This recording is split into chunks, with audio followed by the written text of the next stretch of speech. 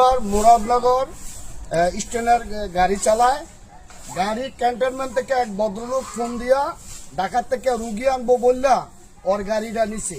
উনি গেছে ঢাকা, যাওয়ার পরে কোন জায়গায় নামিয়ে নামালো, কি মন্দির না, বৌদ্ধ মন্দির। বৌদ্ধ মন্দিরের পরিচয় দিচ্ছে ঢাকার ঠিকানা। ওখানে যাওয়ার পরে এই দেখেন প্রথম সিনারিটা আমি আপনাদের দেখাই।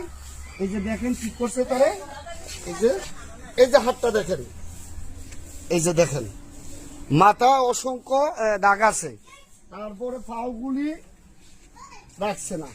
মূলত এই রেঞ্জটা বাইরেছে।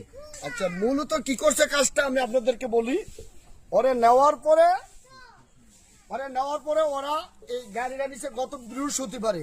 নেওয়ার পরে ড্রাইভার এই জসিম ওরে হাত পা বাইন্দা বাসায় রাখা এই গাড়িটা বৃহস্পতিবারে রাত্রে ডাকাতি করছে, শুক্রবারে রাত্রে ডাকাতি করছে, শনিবারে রাত্রে ডাকাতি করছে। সে এই ডাকাতির মাধ্যমে রাজি নাই বিদায় তাকে বাসায় বাইন্দা রেখে এইভাবে মাইক দূর করছে।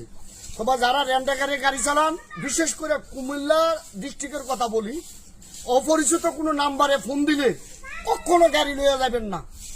তাকে অনেক টাকা দিয়ে ছোটাই আনা হয়েছে, অনেক প্রশাসন ধরে অনেক নিজেই বোঝেন কত বড় ঝামেলা। এই ঝামেলা শেষ করে তাকে এই আজকের রাত্রে 2টা বাজে বাইতে আনা হয়েছে, গত বৃহস্পতিবারে নিচ্ছে।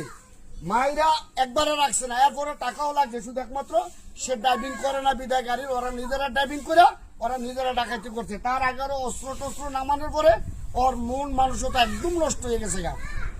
এরপরে তো